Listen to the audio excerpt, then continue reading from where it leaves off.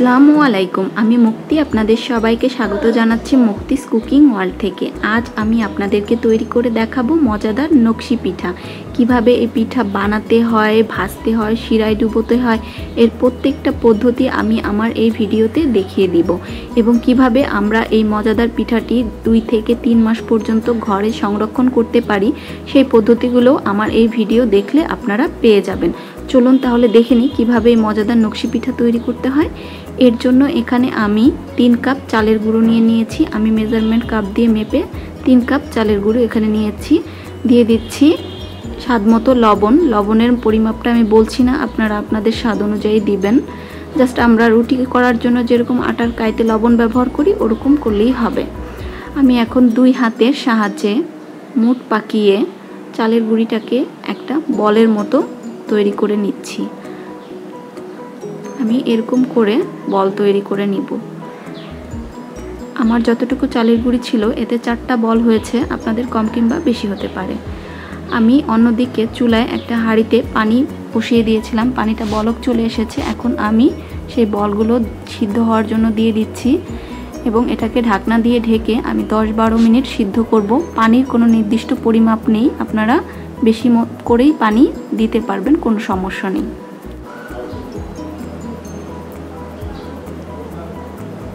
দশ 12 মিনিট হয়ে গিয়েছে। এখন আমি ঢাকনাটা খুলে নিচ্ছি এবং এই বলগুলো তুলে নিচ্ছি। বলগুলো তুলে নেওয়ার পরে এগুলো গরম থাকা অবস্থাতেই আমি এগুলোকে একটা খুন্তির সাহায্যে ভেঙে নিব। এই যে ঝুরঝুরে দেখছেন, ভয়ের কিচ্ছু নেই। যে পানিটার মধ্যে আমরা চালের গুঁড়োটা সিদ্ধ করেছি সেই পানি দিয়ে এটাকে রুটি তৈরি করার কায়ের মতো করে নেব। যতক্ষণ পর্যন্ত কাইটা না হবে ততক্ষণ পর্যন্ত অল্প অল্প করে পানি মিশিয়ে করে নেব। ব্যাস, আমার কাইটা রেডি হয়ে গিয়েছে। এখন এটাকে একটু হালকা ঠান্ডা করে নিব। আমার প্রায় 1 কাপ মতো পানি লেগেছে এই কাইটা তৈরি করতে। তো হালকা একটু ঠান্ডা হওয়ার পরে আমি এটাকে ভালোভাবে মথে মসৃণ ডো তৈরি করে নিব। আর এটা মথার সময় যদি মনে হয় যে আরেকটু পানির প্রয়োজন, সেই ক্ষেত্রে আমরা হাতে ছিটিয়ে ছিটিয়ে একটু পানি ব্যবহার করতে পারি ডো তৈরি করার জন্য।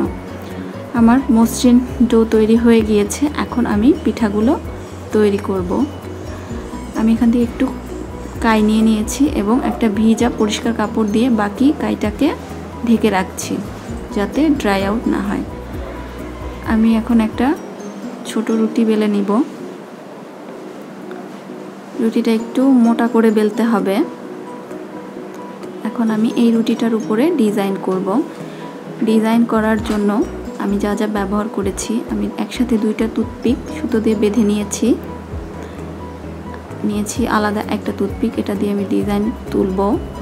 আর সাইডের ডিজাইনটা করার জন্য আমি একটা প্লাস্টিকের বোতল কেটে এরকম একটা জিনিস তৈরি করে নিয়েছি। আমার মোট এই ডিজাইনটা তৈরি করতে এই 3টা জিনিস লাগবে। সো আমি ডিজাইনটা শুরু করে দেব। আমি একটা প্লাস্টিকের উপরে রুটিটা রেখে দিয়েছি এবং রুটির উপরে আমি একটু তেল মেখে দিচ্ছি। এর জন্য আমার ডিজাইনটা তৈরি করতে সুবিধা হবে। আমি যে একসাথে 2টা টুথপিক বেঁধেছিলাম সেই টুথপিক দিয়ে সাইড দিয়ে এরকম রাউন্ড করে নিব। জাস্ট এরকম একটু দাগ কেটে রাউন্ড করে নিব। রাউন্ড করা হয়ে যাওয়ার পরে এখন আমি একটু এঁকে নিচ্ছি ওই জিনিসটা দিয়েই। জাস্ট দেখুন আমি কিভাবে করছি। আমি 4 সাইডে 4টা পাতার মতো দিয়েছি, মাঝখান দিয়ে একটা টান দিয়ে দিচ্ছি। এখন আমি টুথপিকের সাহায্যে ডিজাইন তুলব। জাস্ট এক সাইড দিয়ে টান দিয়ে অন্য সাইড দিয়ে টান দিয়ে মাঝখান দিয়ে একটু তুলে দিব। এইভাবে আমি ডিজাইনটা তুলছি। আমার সহজ একটা ডিজাইন আমি আপনাদেরকে দেখাচ্ছি। ডিজাইন আসলে নিজের ইচ্ছা মতো আপনারা করতে পারেন, কোনো সমস্যা নেই। এখন আমি মাঝখানটা ফাঁকা করে দিব। এর জন্য আমি এরকম জিগজ্যাগ করে জাস্ট একটু কেটে নিব। আমি এখন এটা তুলে মাঝখানটা ফাঁকা করে দিব। এই পাশটাও আমি একইভাবে ফাঁকা করে নিব। এখন আমি প্লাস্টিকের কাঁটাটা দিয়ে এভাবে কেটে কেটে সাইডটা ডিজাইন করে নিব। ব্যাস, আমার পিঠাটা তৈরি হয়ে গিয়েছে। এইভাবে আমি প্রত্যেকটা পিঠা তৈরি করব। পিঠাগুলোর পিছন সাইডটা এরকম হবে দেখতে, সামনের সাইডটা এরকম হবে। আমার সবগুলো পিঠা তৈরি হয়ে গিয়েছে।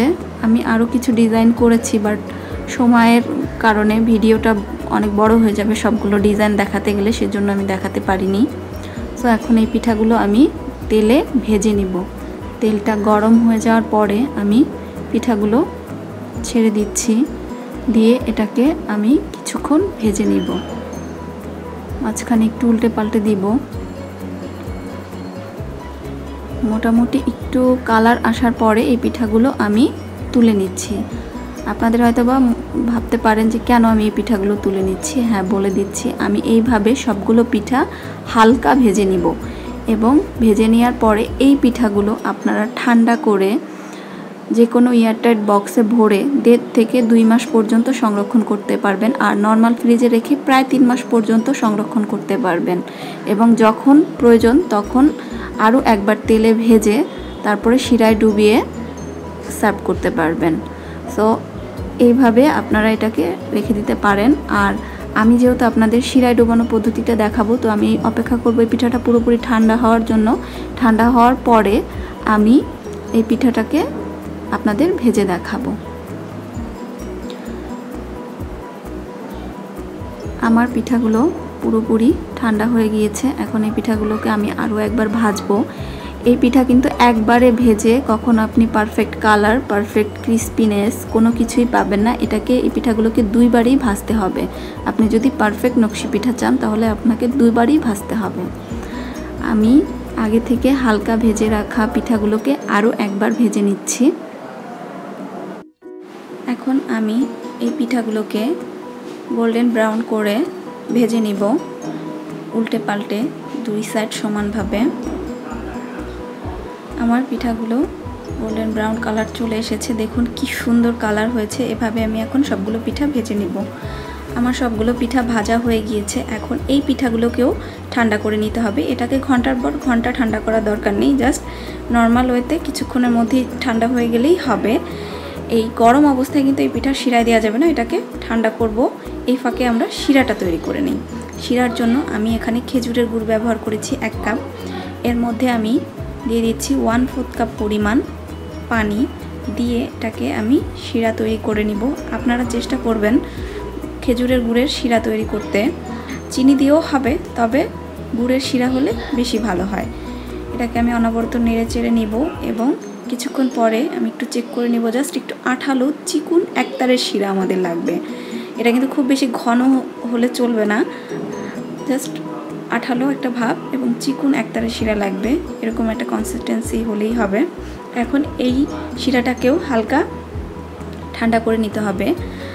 এর মধ্যে হালকা ঠান্ডা হওয়ার পরে আমি পিঠাগুলো দিয়ে এপিট ওপিট করে তুলে নিব। এই পিঠাটার শিরাটা থাকবে হালকা গরম, আর পিঠাটা থাকবে পুরোপুরি ঠান্ডায়। এইভাবে আমি প্রত্যেকটা পিঠার সাথে শিরা মিলিয়ে নিব।